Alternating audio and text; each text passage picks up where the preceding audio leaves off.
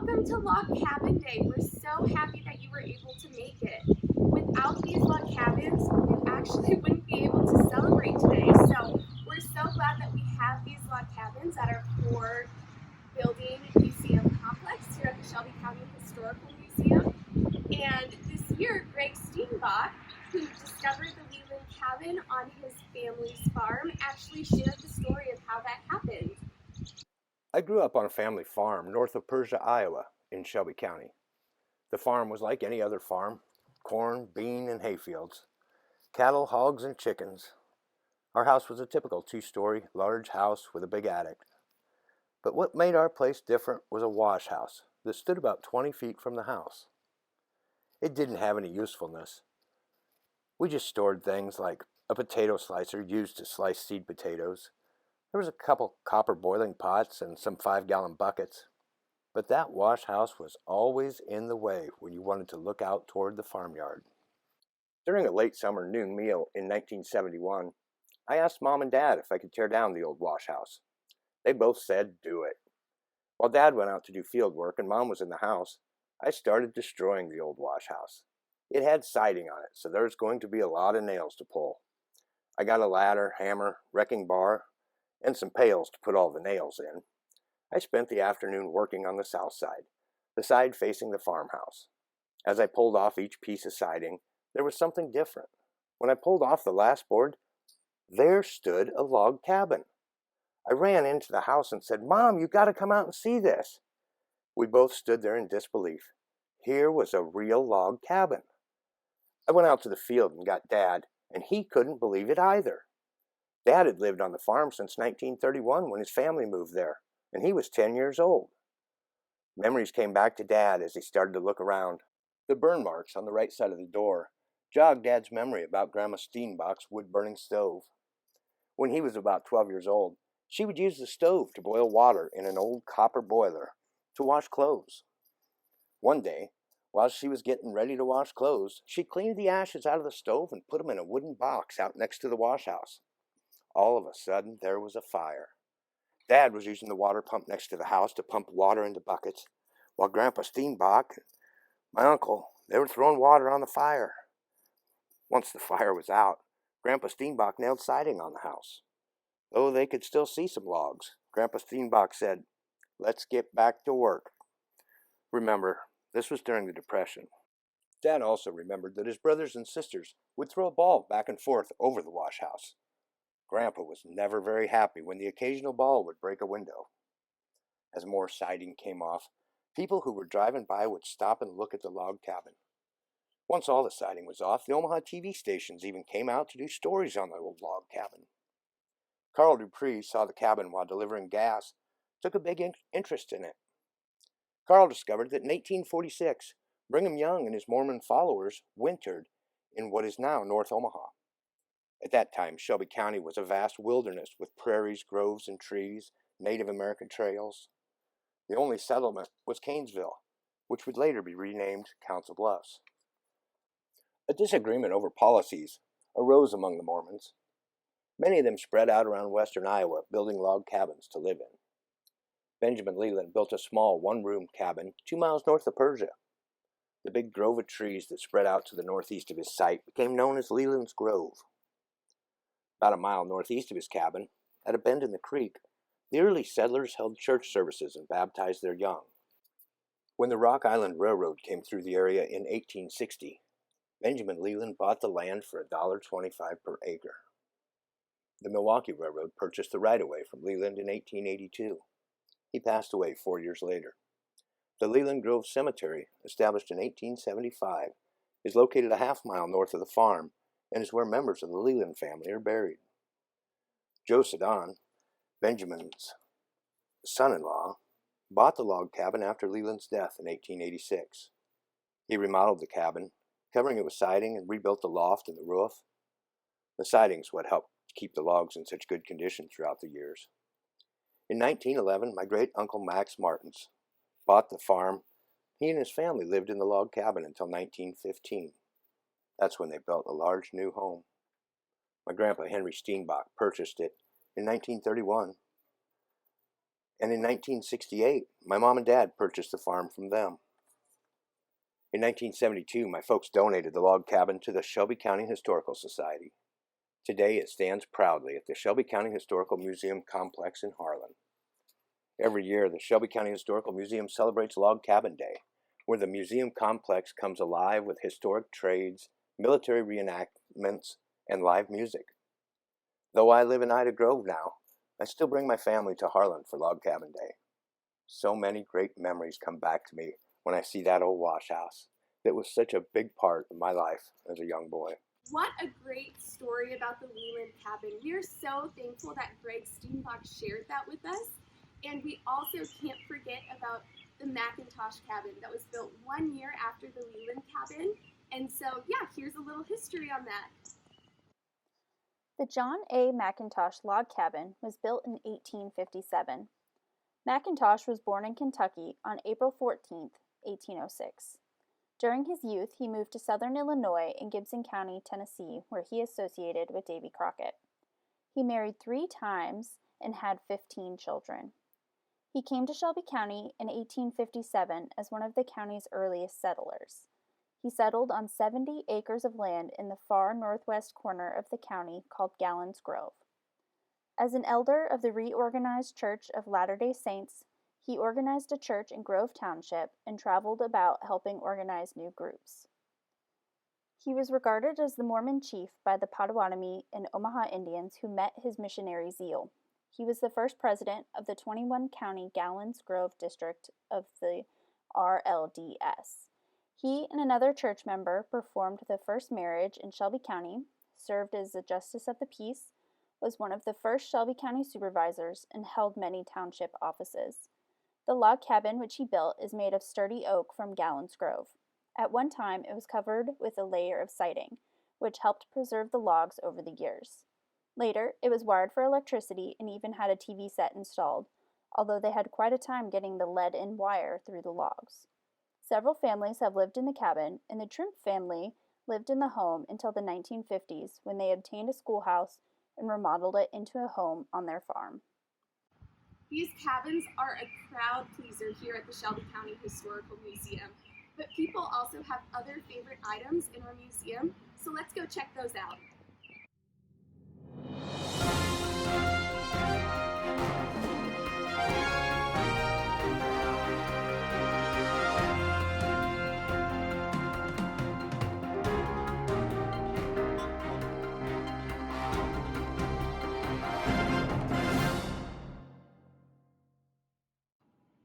Hi, my name is Sarah McDonald, and I'm the Executive Director of the Shelby County Historical Museum. I wanted to tell you a little bit about my favorite object, our fluoroscope. This was used in shoe stores to test how well your shoes fit. You could slide your foot through the hole in the front, and the operator would take an x-ray of your foot to see how closely your toes went to the edge of your shoes. I think this is a fascinating piece of technology because still today, there is no better way to test how your shoes fit other than pinching your toes, rather than giving yourself a dose of x-ray radiation at the shoe store. Hello, test, test. Please hold the line for your call. Oh, hi, I didn't see you come in. I'm Tim Palmer. I'm the president of the board of directors here at the Shelby County History Museum. Glad you stopped by today. I'm just testing out one of our new interactive exhibits using the switchboard from the Sailor Hotel. Kind of a neat piece of history here. We've got several other old phones that we're going to incorporate into that interactive exhibit. If you haven't been here in a while, you should stop in. We've made tremendous changes in the last year. One of which is we just celebrated the 100th birthday of when women were allowed to vote. And Sarah did an exhibit downstairs using a voting booth that was actually active here in Shelby County, I believe back in the 70s. And we've opened that up so that you're able to see inside and see the inner workings of it. And you can actually vote. I don't know who you're going to vote for, but you can get inside the booth and press the levers. Hi, my name is Sister Huracan. I'm a missionary for the Church of Jesus Christ of Latter-day Saints, and I'm just out here, and I love to volunteer here at the Shelby County Historical Museum. It's super fun, and I just love being able to get to know the people here and being able to help in whatever way I can because I love serving. Hi, my name is Dallas Clant. I've been a member of the Shelby County Historical Society and Museum for a little over a year, and got a lot of nice things in the museum. But one of my favorite things is this voting booth, voting machine from the 1974 election. And I guess one thing that really sticks out to me is we got a Shelby County native that was running for governor that year. Jim Shaben, he took on longtime Governor Robert Ray. So got a little close connection to the Shaben family.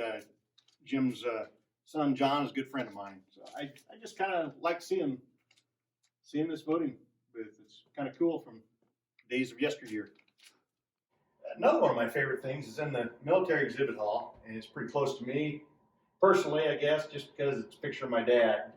He spent a lot of time near the DMZ shortly after the truce was signed in Korea, and he'd often tell me stories about they would get sent out on night patrols into the DMZ, and they would go out until they smelled garlic, and they knew then that the enemy was close, and they would make a note of it on a map where they smelled garlic, and then they'd head back.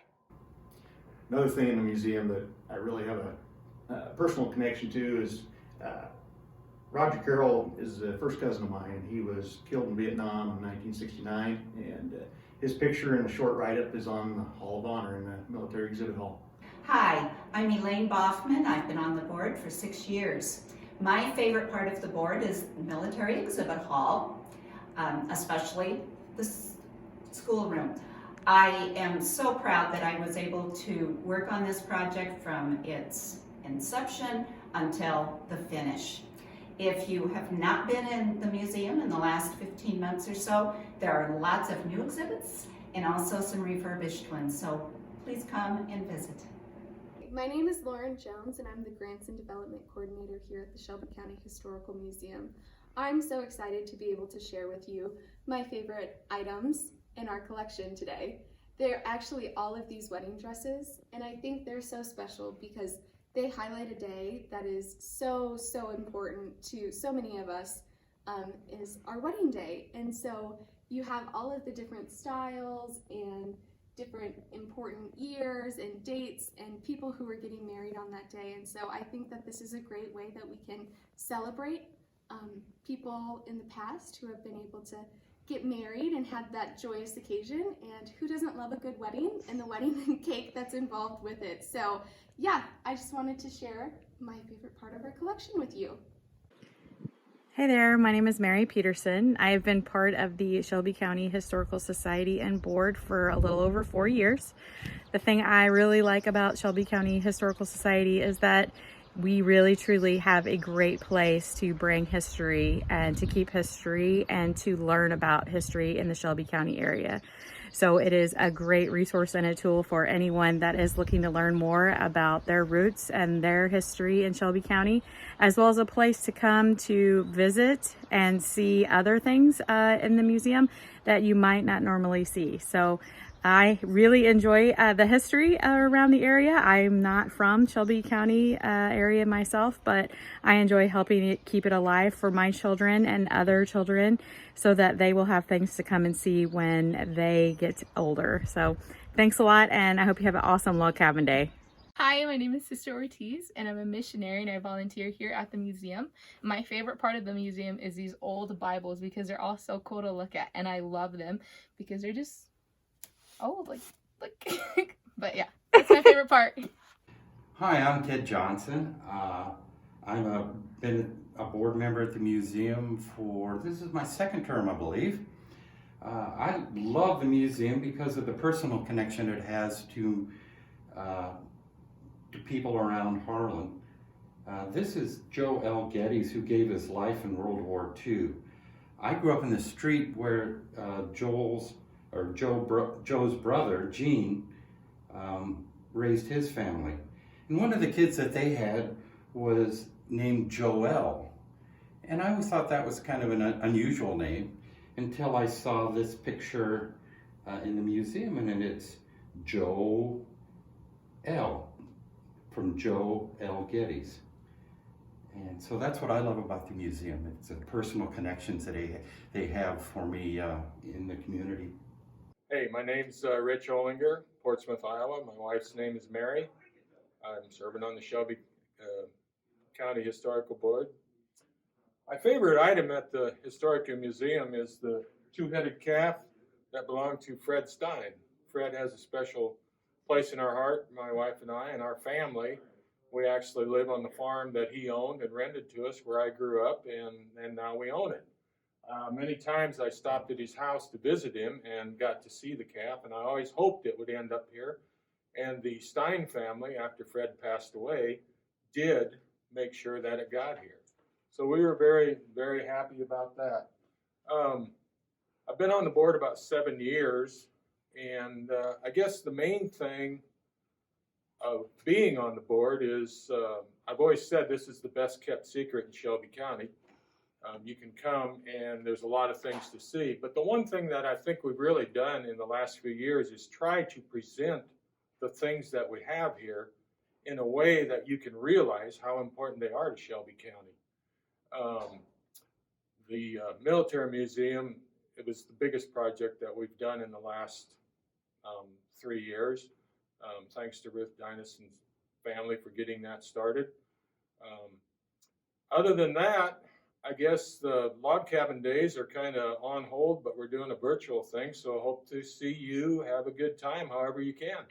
Hi, my name is Jeff Buin. I've been part of the board of directors for the Shelby County Historical Society for approximately 12 years, and I just really enjoy history my entire life. I think it's something that a person needs to really pay attention to and at least understand. You know, history it has a tendency to repeat itself if you're not careful. So it's just something that's really important to be a part of.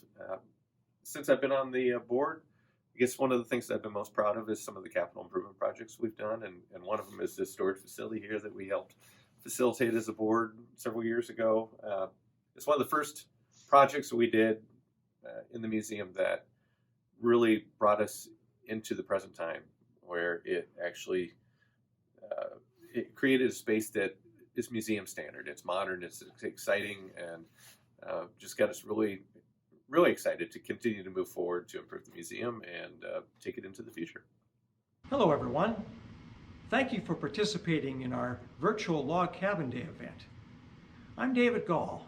I'm on the board at the Shelby County Historical Museum, and our development director, Lauren Jones, today has asked me to tell you about my favorite thing at the Shelby County Historical Museum. Now that's a tough question because there are so many things to enjoy here at the museum.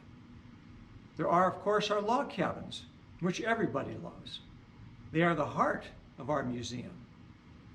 There's our state-of-the-art storage facility where we have thousands of artifacts behind glass in a climate-controlled environment. There's our virtually brand new military exhibit hall. This exhibit opened just before the pandemic hit, so not many were able to see it because everybody had to shut down. And then there are all the new exhibits that our director, Sarah McDonald, has done since her arrival here.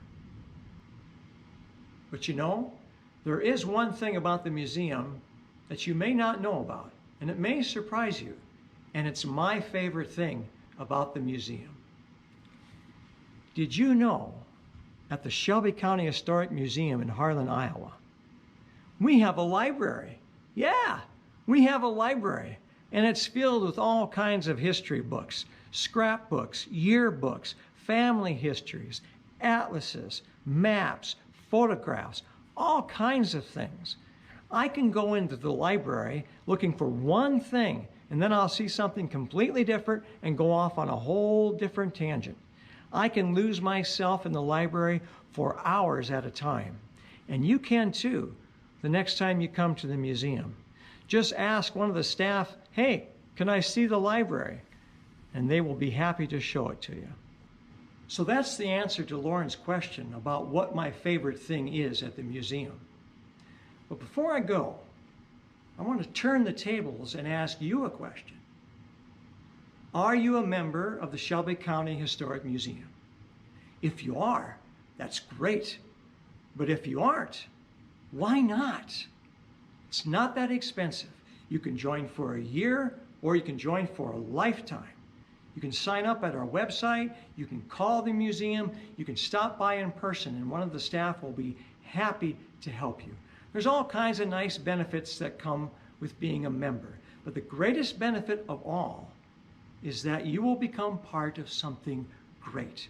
You personally will become a better person for joining the museum.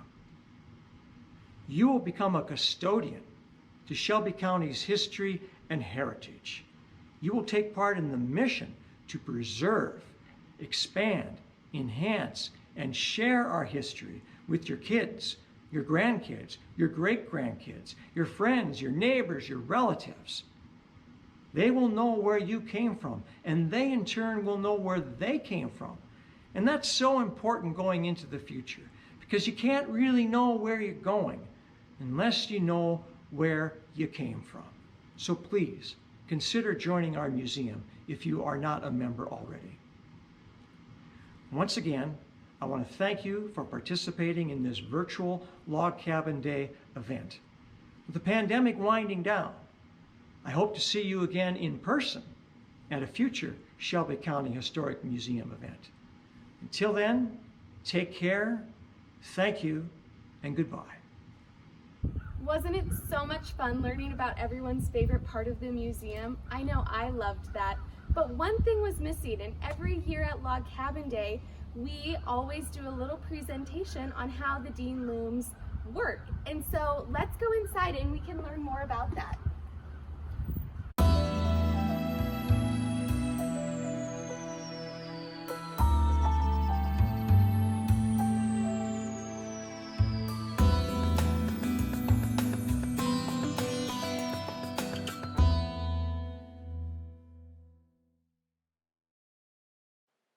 If you have ever been to Log Cabin Day before, you are sure to have seen the flying shuttle carpet loom, invented by James Madison Deen at work. But long before James Deen opened the famous Deen Loom and Rug Factory, the Western Iowa Vocational College sat in its place. W.L. Hoff purchased 200 acres of land adjoining the town of Harlan for the purpose of starting a college. While Mr. Hoff was unable to finish building the college, 5 local men, L.F. Potter, O.P. Weiland, W.T. Shepard, C.F. Swift, and G.W. Collison helped complete the project for a total of $30,000. After its completion, the college campus had a 3-story main building with closets, wardrobes, toilets, a library, an apparatus room, 2 executive offices, a dining room, kitchen, gymnasium, music and practice rooms, a chapel, and 4 schoolrooms. The school could accommodate up to 500 students and at the time was known to be one of the most perfectly planned and equipped buildings in Iowa. The college officially opened on September 4th, 1911. Its mission was to train young men and women to do, understand, initiate, and manage business affairs. The college was conducted by Professor McAdams and a variety of other teachers who helped students to learn about philosophy, penmanship, bookkeeping, law, and more. While the Western Iowa Vocational College brought its students well-poised culture and refinement, it ultimately closed after 5 years in 1916. 5 years later, in 1921, James Madison Deen purchased the college's main building. Before James Madison Deen was born on November 8, 1870, his father tragically passed away. Deen grew up in Washington County, Iowa, with his mother and 6 other siblings.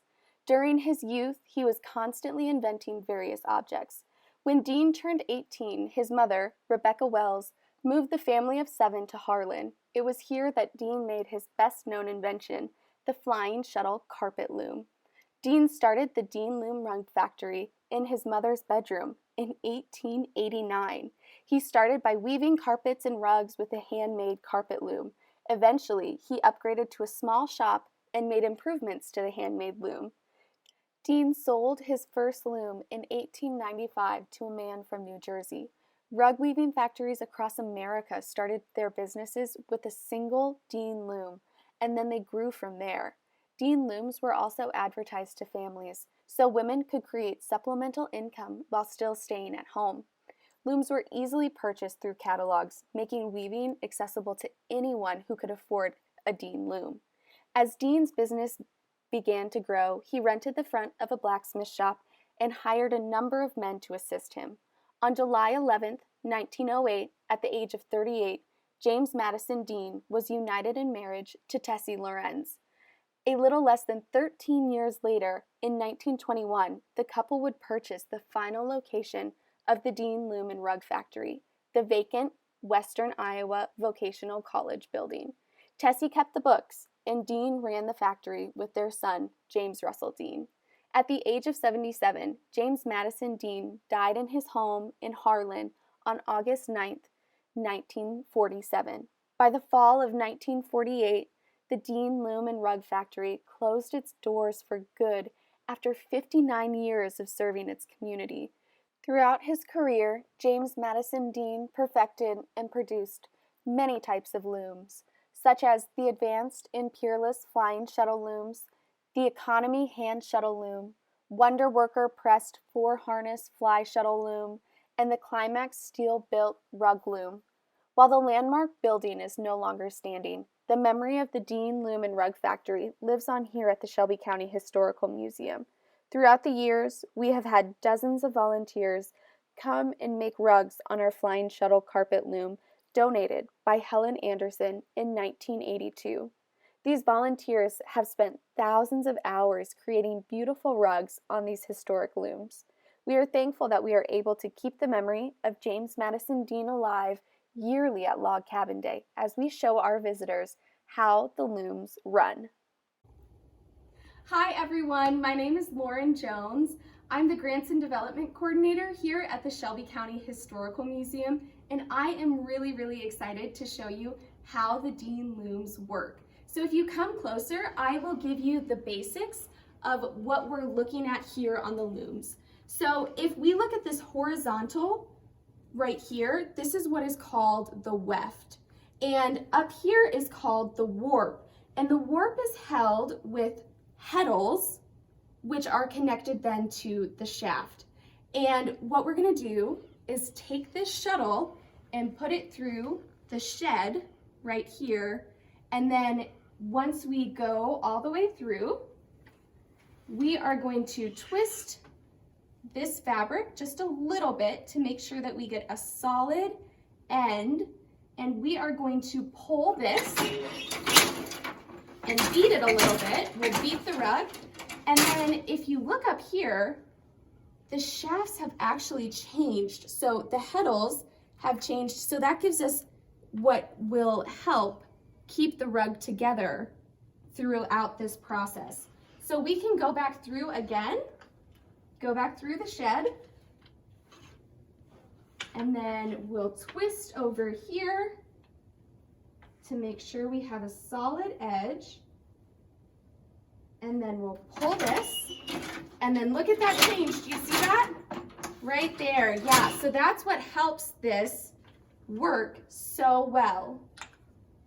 And so women would actually be doing this at home, and they would use old rags that they had laying around because that is a very cost-effective way that they could make rugs and then sell them. So today, we actually use different fabrics to make sure that our rugs have more of an aesthetically pleasing look, because you can actually buy these rugs that we make. But we want to make sure that we're still doing the process as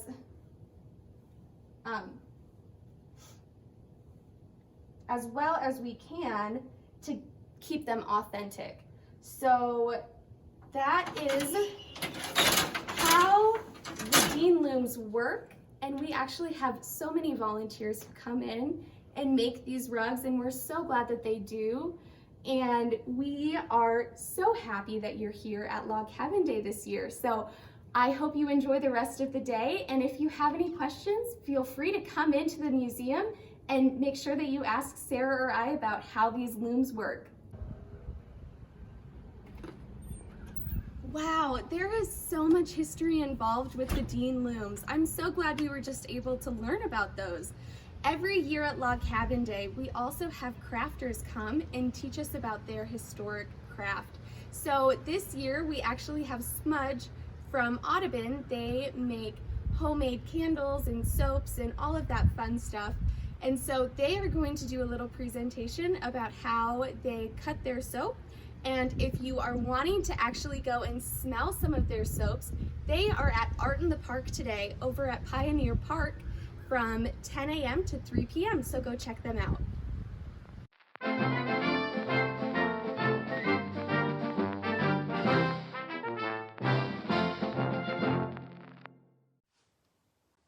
Good afternoon, everybody.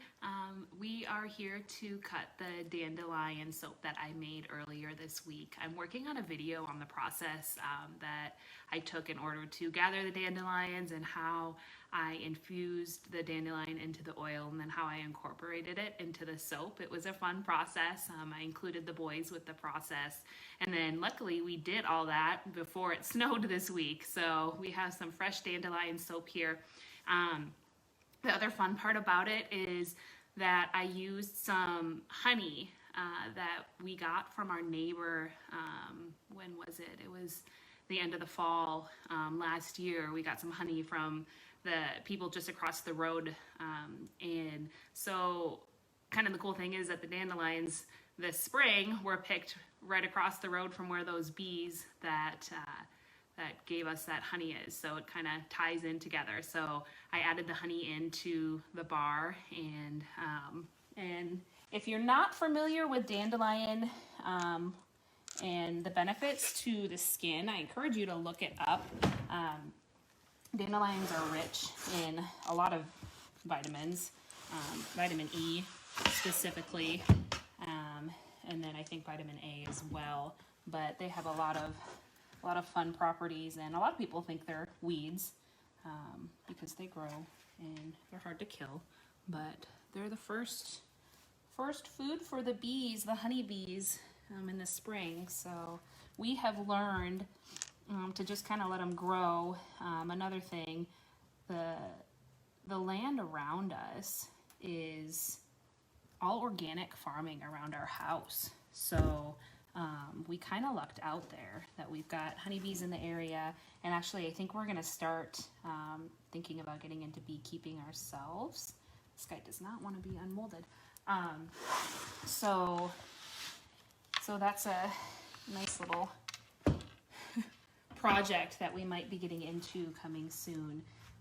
And I'm not sure if I'm going to be able to take these out. I tried once this week already. Be able to get this guy out.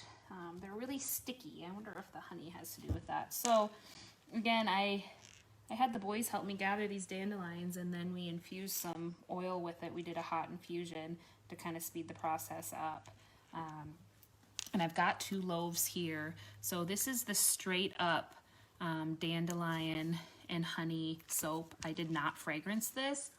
However, it does have a sweet smell to it, and you can definitely smell the flower. And then I also have one that I added a little fragrance oil to. This is a nice earthy fragrance. It's got sandalwood. I think it's got cedarwood. What else does it have in it?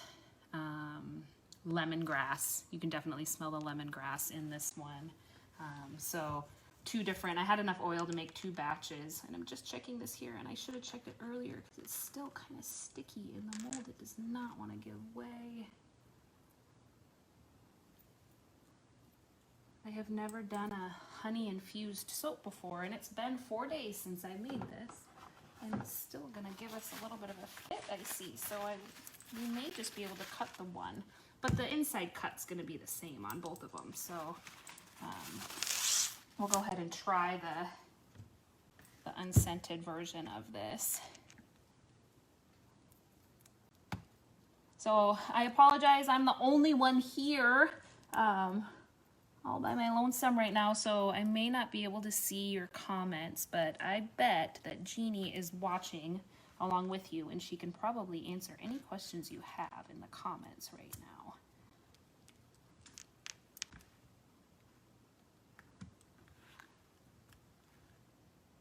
So the petals that are on here are not dandelion petals, for the simple fact that they would dye the soap a brown color as they aged, and I didn't want that to happen. I didn't want to make the pretty soap not so pretty. So they are calendula petals, which is just another type of flower, but they look like dandelion flowers. So I'm just kind of smoothing off the side of this bar that wanted to stick to the mold. It only stuck in some spots, so I might be able to grab that other one out today too if I'm patient while I'm taking it out of the mold. With this infusion, it was a learning process for me, but I can see some little oil spots in this bar, which is really neat. That just means that some of the oil with that dandelion did not completely saponify, which is great. That just means that that oil is going to go directly on your skin as you use it. But I'm seeing just some little circles that have been, I could probably show you once I get this cut, but I want to make sure I'm placing this on the cutter correctly so the petals do not create a line in this soap. I'm going to move this guy out of the way. I'll show you that, guys, in a little bit. Okay, so let's see what we got. So yeah, this one just has the natural scent of the dandelion and honey in it. I couldn't help myself but make a natural one, and I think I like this one better than the other one. The other one smells wonderful, but just plain soap is awesome. Yeah, so you can see that oil. That is so neat. Look at how pretty that is. So another thing with this dandelion soap, I did not color it. I did not color this at all. So all of this is natural color from the dandelion. So you can see those little oil spots. And I think that, you know, all the pollen and stuff was in those dandelion heads as I infused it. So I think that's kind of what we're seeing there. And I'm really excited. This is a bar of soap that I cannot wait for the cure, because I really want to try it and see the benefits of it and see how well it works.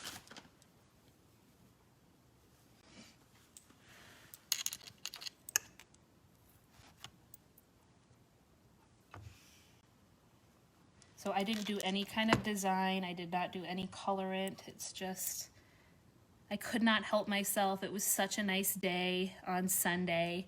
And the boys just wanted to get outside so bad. So I said, let's go pick some flowers. So they helped me. We had a good time. And then it snowed the next day. So I'm glad we enjoyed it while we could.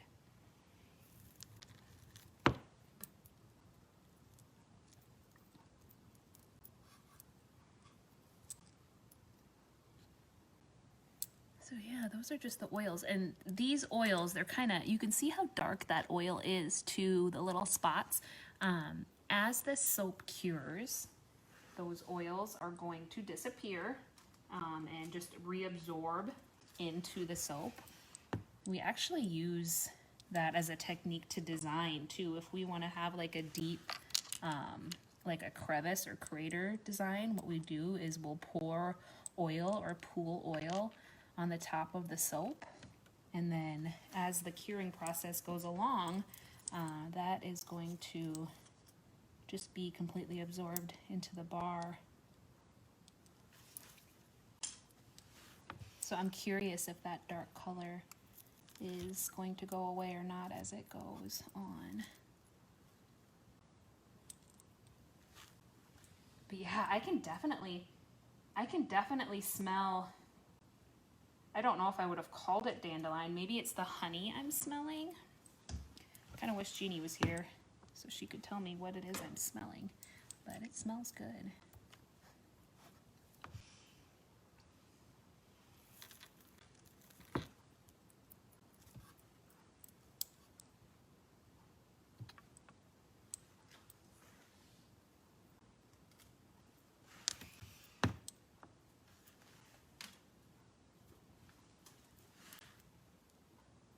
So Smudge does have a pretty big event tomorrow.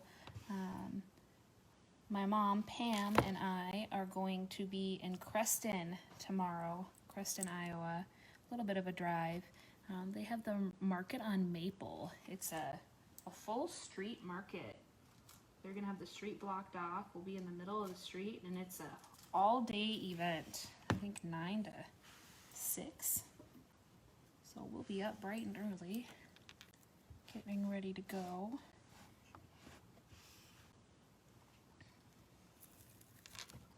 Hopefully we have nice weather for it.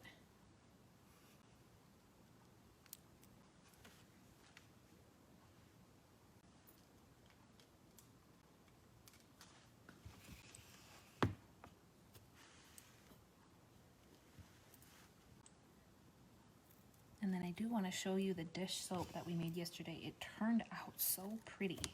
I'm gonna have to steal a bar to put on the side of my sink just for, I mean, I'll use it, but just for the decoration part of it because it's so pretty.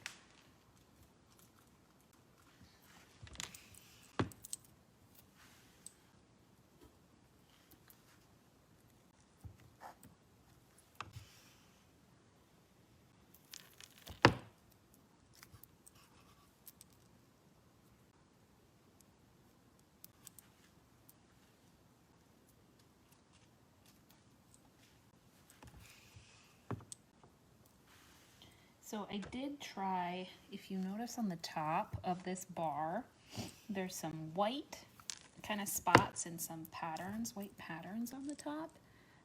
Typically that's soda ash, and that's just a kind of an after effect of curing and being exposed to the air. So I tried to steam the bars yesterday. Usually that'll just take that soda ash right off, and it did not come off. So I believe it has to do with the honey and the dandelion infusion, that color pattern, which I'm totally okay with it. I think it adds character to the bar.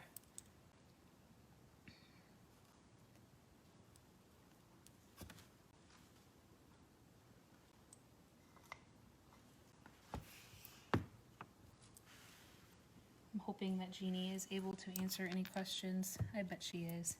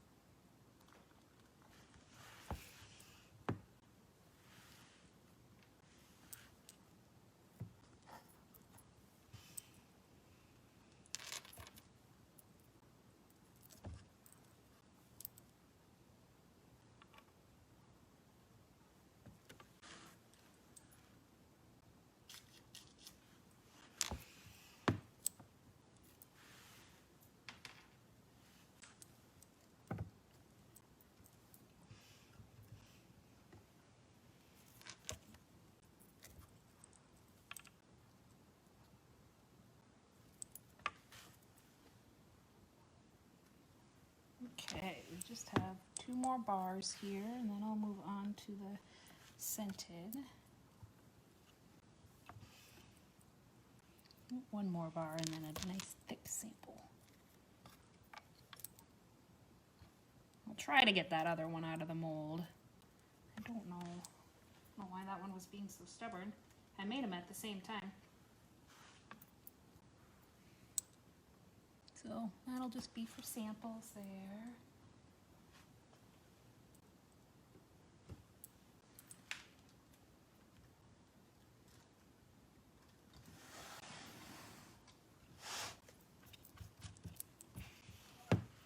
I'm not going to clean this thing up too much because it's the same soap, just the next batch is scented, and it's got the petals on it as well.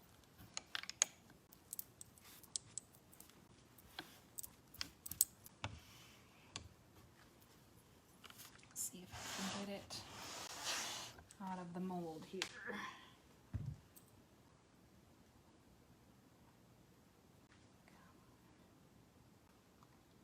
Boy, that's sticky. I don't know if I've seen a more sticky soap.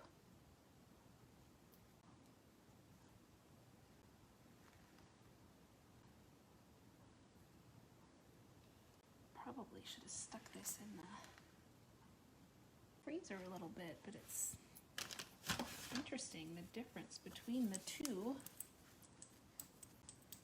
Kind of like a butter.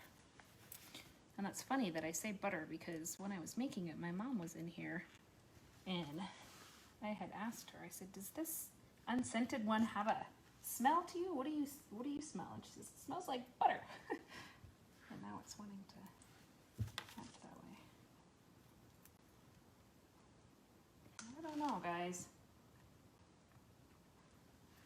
If I can't get the bottom out, then I'm gonna, yeah, we're gonna wait on this. But that's okay, because I've got some other stuff to show you.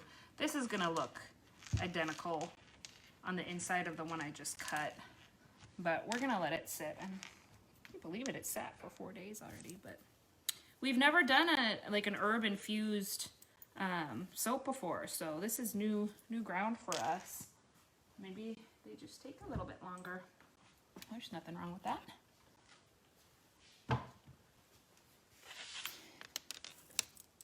But I do want to show you just a couple of things.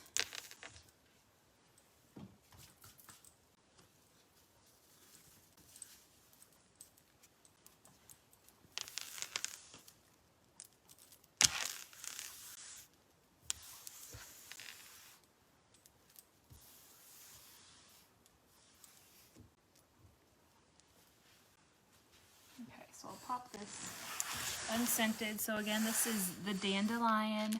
For those of you who may have missed it, this is fresh picked dandelions that I heat infused into some olive oil and then also some honey. Here's the little jar of the honey they gave us. We have a ton of clover around here, a ton of dandelions around here. This is fresh honey from the bees that are just across the road from us. That's also in that loaf of soap. And then, ooh, I can show you these two because they're super cute. I had some extra batter left over, so I got a handful of these cute little bars made as well. And then the dish soap.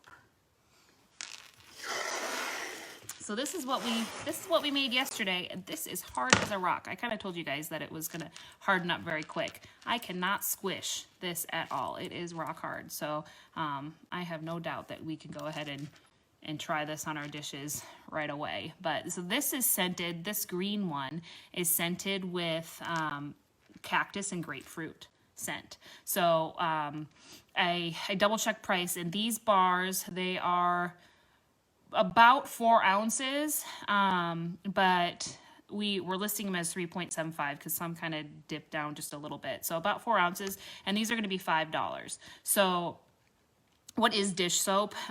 It is, we don't want you to use this on your body because it's going to be super, super drying. So this is going to get your dishes super squeaky clean. It's going to remove any of the oils and stuff off of your dishes, so it's going to strip that off. And what you do is you take your little brush. We sell it in a kit, so a kit's going to be $12.50. You'll get this little tile, and you'll get this little bamboo scrub brush and a bar of soap. We have both the cactus and grapefruit, and then we have lemon verbena scented kits. Or if you want to just try the soap alone, you can. But you just get your little brush or your sponge wet, and then you rub it on top of the dish soap, and then you scrub your dishes. It's as simple as that. So, and usually I've gotten in the habit with mine, even if I use liquid soap, I usually squirt the liquid on my sponge before I start scrubbing my dishes anyways. So it's really not been that different for me for the change. So yeah, here's the lemon verbena. It's got the cute little lemon embellishments on it. But so $5 for one of these bars, and then for the cute little kit that you get, $12.50 for that with the scrub brush. So I think, oh no, I want to show you my candle that we made. So we did go ahead and do the Mother's Day candle, and you might have seen the post. I wish I could flip this so you could read it. It says "A Mother's Love" is what it says for the label. And it's scented with our Serenity fragrance oil. There's a big old fingerprint on there, sorry. I'll get that cleaned off. But and it has just a little bit of gold coloring and dark red roses on the top. So this is gonna be the same scent as the soap that Jeannie made last week. And that is our Mayflowers.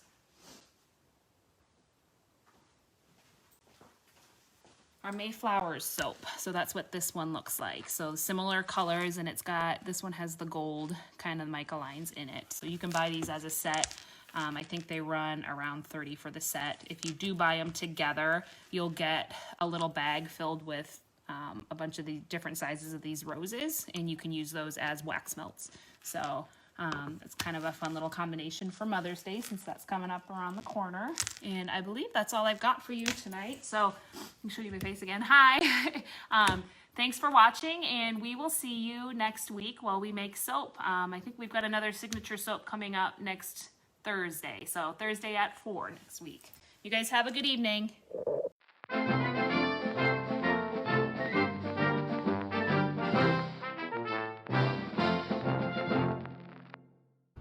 Wasn't it so much fun to learn about a historic craft like soap making? Thank you, Smudge, for sharing that information with us. One thing that we can't forget about is actually the craft of farming as well. The word craft means someone who's very skilled at what they do. And a lot of people here in Shelby County either know a farmer or are a farmer. And it is a very important job that they have. And so each year, Iowa awards people who have had farms in their family for over 100 years. It's called the Century and Heritage Farm Award. And we give those farmers from Shelby County the opportunity to purchase a brick that's engraved here at our Hoskins Brick Pavilion. So if you ever come to the museum, you can make sure that you stop by and see this. And also, we want to make sure that we honor those farmers as well and share that ceremony that was held yesterday with you today.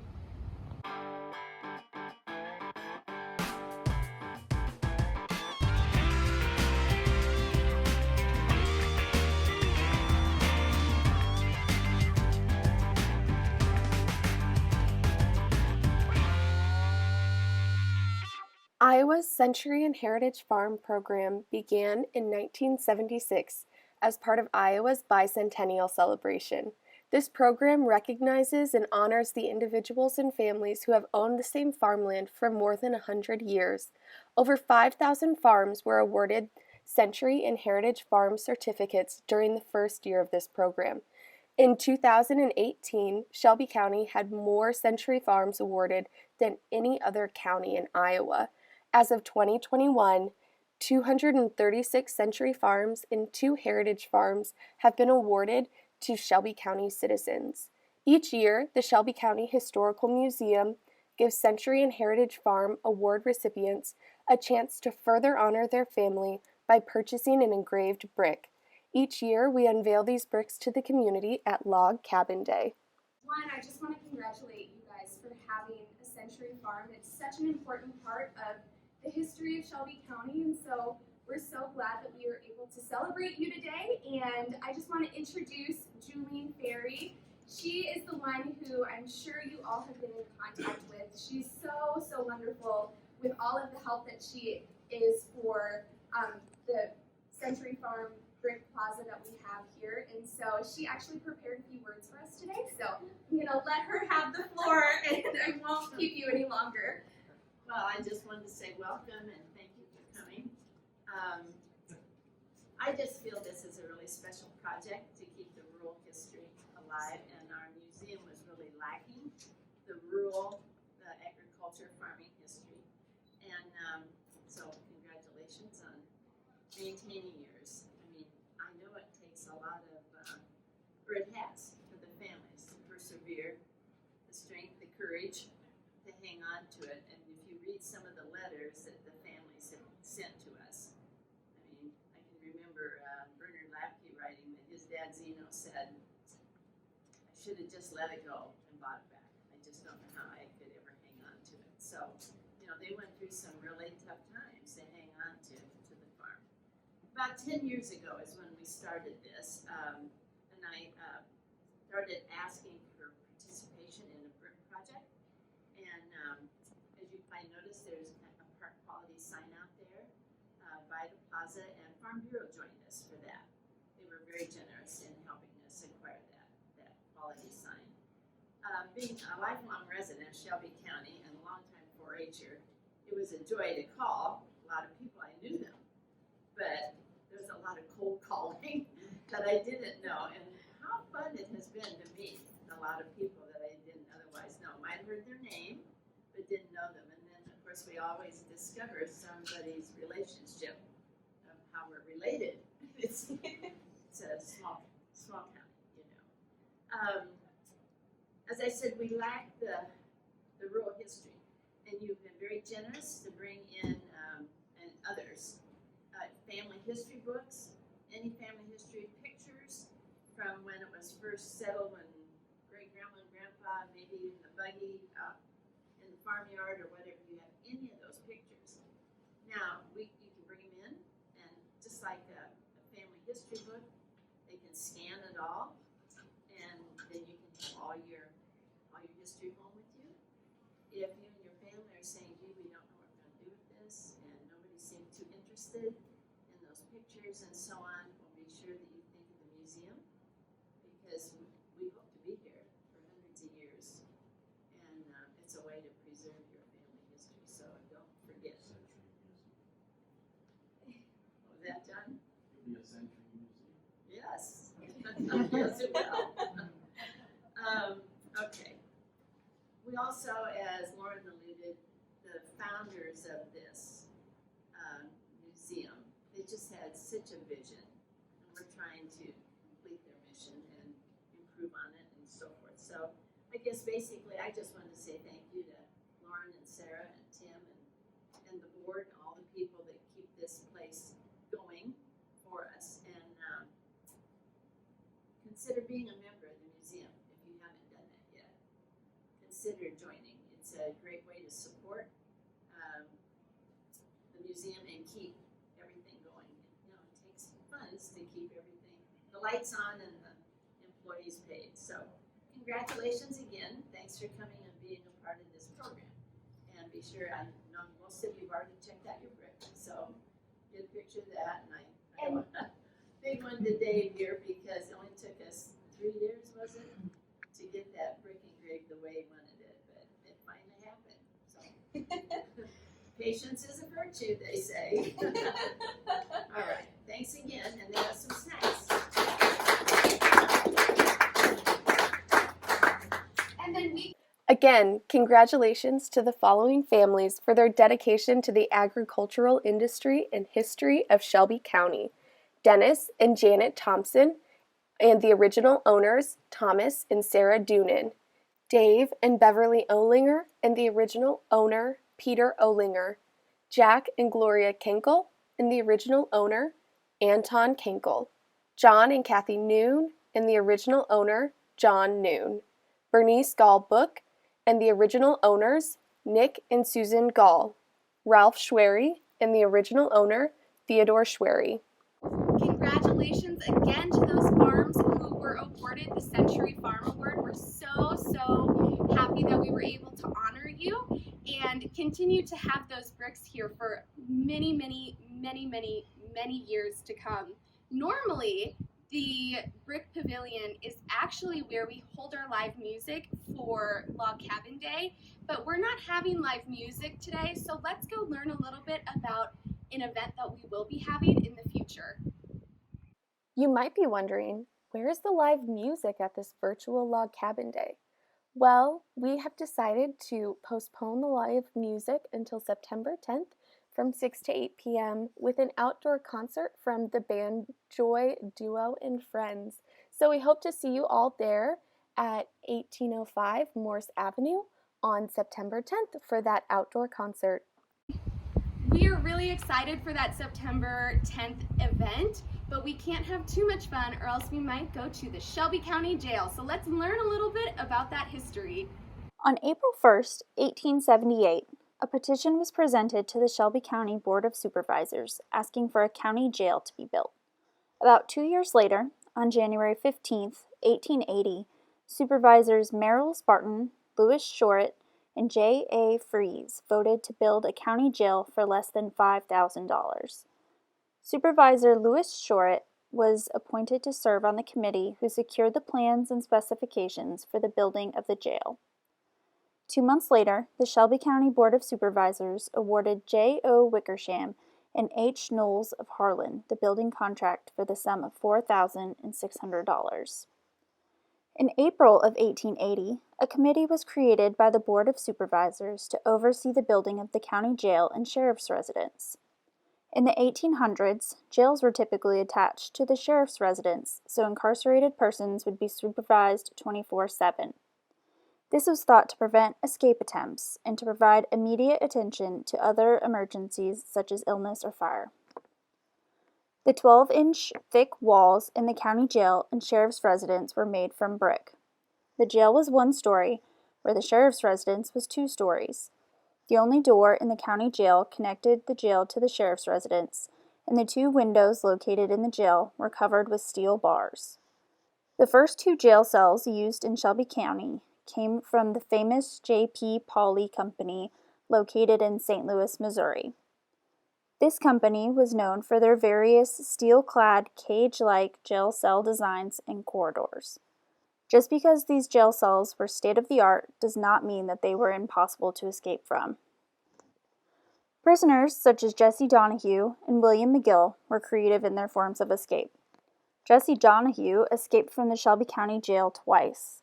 He first escaped by digging through the 12-inch thick exterior wall, and his second escape in 1895 was completed by picking the lock on his jail cell with a broom wire. William McGill also picked the lock in his cell with a broom wire 3 years after Donahue in 1898. Unlike Donahue, McGill set fire to his bed and escaped when Sheriff Savage opened the door to the jail cell to put out the fire. While both Donahue and McGill escaped from jail without harming anyone, others planned escapes which were much more devious. In 1910, George Smith, a 19-year-old burglar, made a dagger out of glass from the window pane in his cell. He sharpened it on the steel bars of his cell until it was almost as sharp as a knife. He shared his plan to stab the next officer who came to his cell with the other inmates. The other prisoners informed Deputy Sheriff McMahon before George Smith was able to act on his plan. 13 years later, in 1923, another 19-year-old prisoner, Theodore Ebsen, planned an escape from the Shelby County Jail. On May 18, 1923, Sheriff Oscar Hansen left the jail to do business in downtown Harlan. His wife, Clara, then took care of the inmates in the county jail. It was at this time when Theodore Ebsen made his escape. He asked Clara to bring him hot water for him to wash his hair. When she opened the cell door, he took the hot water, threw it in her face, and escaped. Ebsen was on the run for 3 years until he was finally apprehended in Sioux Falls, South Dakota, in May of 1926. He was sentenced to 5 years in the Iowa Penitentiary. Clara Hansen asked to deliver Ebsen to the penitentiary, which the judge allowed, leading her to be the first woman to ever deliver a prisoner to Iowa's penitentiary. The last sheriff to live in the house connected to the county jail was Sheriff Oral Gerhardt, who served the Shelby County community as sheriff for 37 years. Shelby County's original jail was located at 809 to 811 Court Street and was in use for 105 years until it was torn down and rebuilt at 1104 9th Street in 1985. A lot has changed since Shelby County built its first jail in 1892. For example, sheriffs are no longer expected to live in homes connected to the county jails. One thing has remained the same, though. Inmates are cared for 24 hours a day by the staff at the Shelby County Jail. Thank you so much for coming to Log Cabin Day today. We're so happy that you were able to join us, and celebrate from home. So I hope that you were comfortable, maybe wearing some PJs or something like that. And we can't wait to see you next year on the first Sunday in June.